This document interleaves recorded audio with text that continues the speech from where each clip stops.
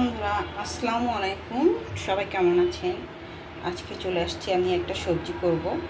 এই যে দেখেন, সবজি ভাজি করব। আমার সাথে থাকেন। অল্প একটু তেল দিয়ে দিলাম আমি, প্রায় 1 চামচের মতো।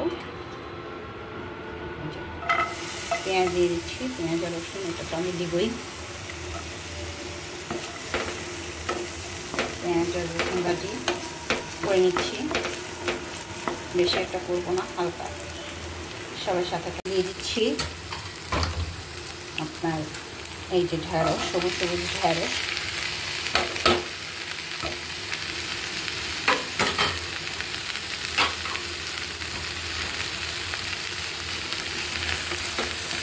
ঢেঁড়স লোট লোট হবে না, এই জন্য একটা প্রসেস আছে, আমি বলে দিচ্ছি, আমার সাথে থাকেন। একদম ঢেঁড়স সরা সরা হবে, সুন্দর হবে।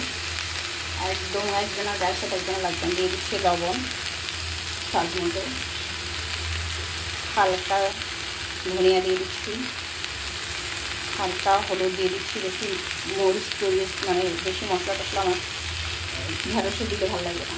ঢেঁড়সে একটু কম কম মশলা দিলে আমার ভালো লাগে খেতে।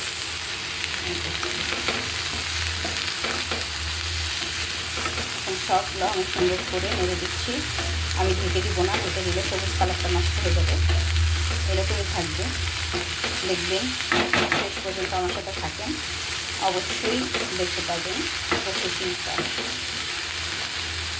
ওরা এই যে দেখেন, আমার ঢেঁড়সটা মাশাআল্লাহ একেবারে সবুজ কালার রয়ে গেছে। একটু লোড লোড আছে, কিন্তু লোড লোড থাকবে না। আমি কী করছি, এই যে দেখেন, একটু দই দিয়ে দিচ্ছি, আধা চামচের মতো দই দিয়ে দিচ্ছি। দই দিয়ে দিলে কি হয়, দই অথবা লেবুর রস, ঢেঁড়স লোড লোড থাকে না, একদম ছড়া ছড়া থাকবে। খেতে একটা অন্যরকম মজা লাগবে, স্মেলও একটা দারুণ আসে। এই যে দেখেন, ঢেঁড়স একদম লোড লোড ছাড়া হয়ে যাবে, গায়ে গায়ে লাগবে না, একদম ছড়া ছড়া হয়ে যাবে। আমার সাথেই থাকেন, দেখতে থাকেন। সুন্দর করে ভেজে নিচ্ছি। ঢেঁড়স কখনো ঢেকে দেবেন না, ঢেকে দিলে সবুজ কালার নষ্ট হয়ে যায় এবং লোড লোডটা একটু বেশি হয়। আমি দেখছি একদম এরকম করে দেবেন, অনেক সুন্দর থাকবে কালারটা। একেবারে সবুজ মনে হয় জানি বাজার থেকে এইমাত্র কিনে নিয়ে আসছেন আর কাঁচাই আছে এমন অবস্থা, কিন্তু সে ভিতর থেকে একেবারে গলে গিয়েছে, কিন্তু উপর থেকে সে একদম শক্ত। বন্ধুরা এই যে দেখেন আমার ঢেঁড়সের পজিশন, এই যে দেখেন একদম সবুজ সবুজ কালার, কি সুন্দর কালার রয়েছে, অনেক সুন্দর কালার হয়েছে, কোনো কালার নষ্ট হয়নি। আর দেখেন লোড লোড আছে, কোনো লোড লোড নাই। এক চামচ বা আধা চামচ দই দিয়ে দেবেন, টক দই, নাইলে লেবুর রস দিয়ে দেবেন, দেখবেন একদম ঢেঁড়স একজনের গায়ে একজন লাগাচ্ছে না। এখন আমি কী দিয়ে দেবো জানেন, এখন আমি দিয়ে দেবো একটু ধনিয়া পাতা।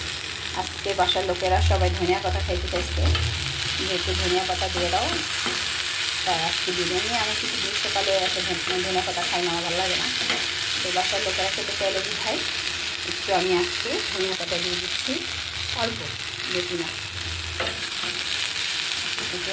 আমার অলমোস্ট হয়ে গিয়েছে ঢেঁড়স ভাজি কমপ্লিট।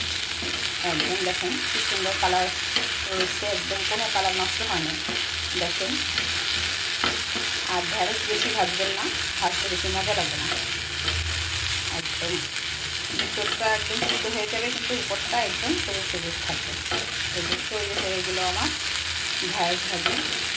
সবাই পাশে থাকবেন, অবশ্যই রেসিপি পছন্দ হলে একটা লাইক শেয়ার করে দেবেন, আর আমার চ্যানেলটাকে অবশ্যই সাবস্ক্রাইব করে দেবেন, কমেন্ট করবেন সবাই।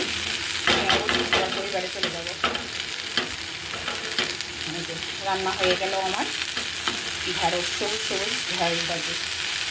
সবাই ভালো থাকবেন, সবার প্রতি রইল অনেক অনেক ভালোবাসা ও শুভেচ্ছা। দেখেন কি সুন্দর হয়েছে, একদম সবুজ কালার, নষ্ট হয় না, কি সুন্দর কালার দেখেন, একদম টেস্টিও অনেক সুন্দর হয়েছে। আমি লবণ দেখেছি, অনেক টেস্ট স্বাদ মতো করেছে। সবাই ভালো থাকবেন, আল্লাহ হাফেজ।